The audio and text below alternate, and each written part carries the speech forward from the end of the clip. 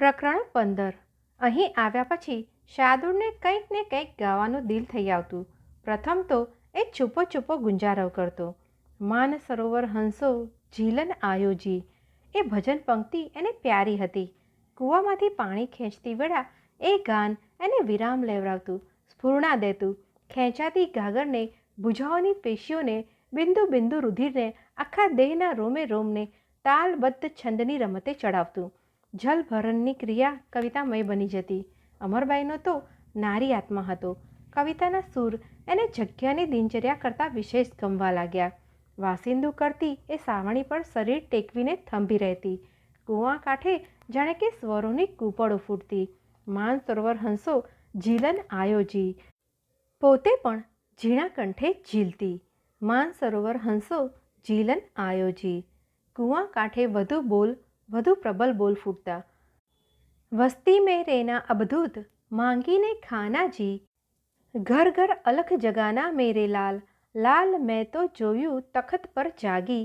માન સરોવર હંસો ઝીલન આયોજી. શબ્દોની સુરોની જાણે કે કસુંબલ કટોરી ભરાતી હતી. અમરબાઈ એ કેફનું પાન કરતા હતા. આટલી મીઠી હલક શું આના ગળામાં પડી છે? રાગ તે પ્રભુને પ્યારો લેખાય. મીરાએ, નરસૈયાએ કંઈ કે પ્રભુને રાગ વાટે સાધ્યો છે. સંતે તે દિવસે દેહને શા માટે તોછડાઈથી વર્ણવ્યો? કાયાની અંદર તો કેવી કેવી વિભૂતિ મૂકી છે કીર્તારે. સારું થયું કે શાર્દુલ ભગત રક્તપિત્યાની સેવામાં ન ગયા. હું એના હૈયાના ગાનને પંપાળી બહાર લાવીશ. મુક્તિ પંથની સીડી એના કંઠમાંથી મંડાશે. શાર્દુલને કાને સંભળાય તેવી રીતે પોતે સૂર પુરાવતા થયા. ઇન્દિરકા બાંધ્યા અબધૂત જોગી ન કે નાચી. જબ લગ મનવા ન બાંધ્યા મેરે લાલ, લાલ મેં તો જોયું તખત પર જાગી. માન સરોવર હંસો ઝીલન આયોજી. આ પદનો અર્થ સમજવાની જરૂર નહોતી. એના બોલની અને એના ડોલનતા ઢાલની મસ્તી શાર્દુલના દેહ પ્રાણમાં પ્રસરતી ગઈ. ધીરે ધીરે ખીંટી પર ટીંગાતો તંબુરો નીચે ઉતર્યો. એની રજ ખંખેરાઈ. રજડતા મંજીરા એકઠા થયા. એને દોરી બંધાઈ. એકાદ ઢોલક પણ વટે માર્ગોમાંથી કંઈક ભજન પ્રેમીએ આણી આપ્યું. નવા નવા પદોની શોધ ચાલી. રાતની વેળાએ જ નહીં, દિવસના ફાજલ પડતા ગાળામાં પણ આ ભક્તિ રસના તરંગે બેઉ જણાને આનંદ સાગરની અધવચાળે ખેંચવા લાગ્યા. આપણી જગ્યામાં આ એક ખામી હતી તે પૂરાઈ ગઈ. અમરબાઈને અંતરે પ્રફુલ્લિત અભિમાન સ્ફૂર્યું. પંથે ચાલતા પથિકની અને માલ ચારતા માલધારીઓની પણ પછી તો ત્યાં ભીડ થવા લાગી. જગ્યાનો મહિમા પવન વેગે પ્રસરતો થયો. કોઈ વાર દેવીદાસજી ધીરે રહીને કહેતા, આજ તો બાપ જોડી ફેરવવા જવાનું કંઈક મોડું થઈ ગયું હતું. ઠીક, કાંઈ ફિકર નહીં.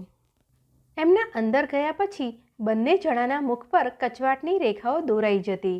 દિલમાં બંને સમજતા, જાત રબારીની ખરીને એટલે કાવ્યમાં, કીર્તનમાં, સંગીતમાં સૂક્ષ્મ રસ ક્યાંથી હોય? આ ભજન કીર્તન થકી આપણે જગ્યાને સુપ્રસિદ્ધ કરી રહેલ છીએ એ વાતની બાપુને ઈર્ષા તો નહીં આવતી હોય? બાપુને જો પતિયાનો ચેપ લાગ્યો તો પછી એમને પ્રભુ મળ્યા એ વાત તો સાચી ન કહેવાય ને? આવા સંશયો ઊભા થયા. એક વેળા રાત્રિની ભજન મંડળી જામી પડી હતી. સાંભળનારાઓની ઠઠ બેઠી હતી. શાર્દુલના ને અમરબાઈના કંઠમાં નાખવા માટે લોકો વગડાઉ ફૂલોના ફૂલહાર લઈ આવ્યા હતા. ફૂલહાર થકી દીપતો જુવાન જોગી ગાતો ગાતો ઊભો થઈ ગયો. તંબુર સહિત એ નાચવા લાગ્યો. એના નેત્રોમાંથી આનંદ સમાધિના ચોધાર આંસુ ચાલ્યા જતા હતા. પછી એ બેઠો. એણે હાથમાં કરતાલો લીધી. એવી તો મસ્ત ઝૂંક બોલી અને એ ઝૂંક એવી તો જોશીલી રીતે શાર્દુલે લેવરાવી કે કડાક કરતો એનો બેસવાનો ખાટલે તૂટ્યો. ખાટલાની જોરાવર ઈસના કટકા થયા. ગામડે ગામડે ખબર પડી, શાર્દુલ ભગતને તો દૈવી અવતાર આવી જાય છે. ભક્તિ રસમાં નિમગ્ન બનેલા આ બાળુડા જોગીની સામે રાત્રિના ચંદ્ર તેજમાં અમરબાઈ નિરખી લેતા ને એને થતું, મોર તું તો આવડા તે રૂપ ક્યાંથી લાવ્યો? મોરલો મસ્ત લોકમાં આવ્યો. મોર તું તો સૂતો સારો શેરો જગાયો. મોરલો મસ્ત લોકમાં આવ્યો. ઝીણા ઝીણા કંઠે એ ગાવા લાગી. ગાતા ગાતા એને ભાસ થયો કે સારી સૃષ્ટિ અને ગગન પડદા પર કોઈ માનવ મોરલાની કળા પથરાઈ ગઈ છે. પોતે જાણે એ કળાની છાયામાં ઊભી છે. એ પિચ્ચ કલા પોતાના વારણા લઈ રહેલ છે. માયા માયા આ જગ્યા રક્તપિત્યા સંત દેવીદાસ સર્વ જાણે માયાજાળ છે. સત્ય એક જ છે, આ મોરલો ને એનો સૂર મલ્હાર. ભજન કીર્તનના આવા પ્રત્યેક સમારંભની પૂર્ણાહુતિ બાદ શાર્દૂળ આવીને અમરબાઈના ચરણોમાં પડી જતા.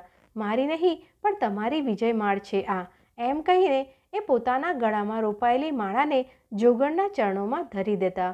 અમરબાઈ ખમ્મા કહીને એના મસ્તક ઉપર હાથ મૂકતા. પોતાના હૈયામાં એ પોતાને કૃતાર્થ સમજતી થઈ. પોતે એક માનવીના સુષુપ્ત પડેલા સુંદર પ્રાણને પોતાના સ્પર્શ માત્રથી જાગૃત કર્યું છે. પોતાની મોરલીથી પોતે વાસુકીના રૂપ વિલસાવ્યા છે. પણ અમરબાઈનો સંતોષ આટલેથી જ પતી જતો હતો. અમરબાઈના મનમાં એક જનેતાની જીવન તૃપ્તિ થતી હતી. પોતે એક સૌંદર્ય જન્માવ્યું છે.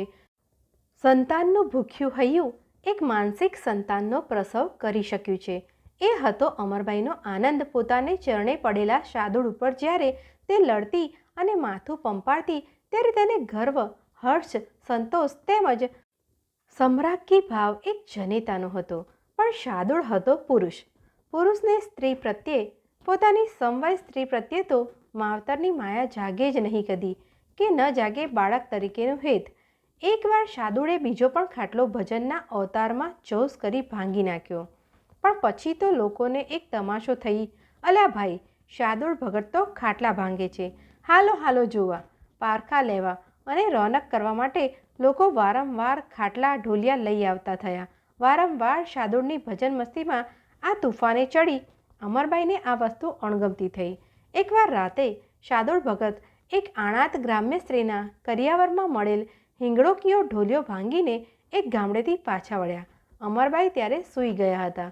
એને ઝઘડ્યા વિના, એના પગ પર પોતાનું કંકુડા પૂરેલું વીજળી કપાળ અડકાડ્યા વિના શાર્દૂળને જંપ ક્યાંથી વળે? શાર્દૂળ અમરબાઈના ઓરડા તરફ ચાલ્યો.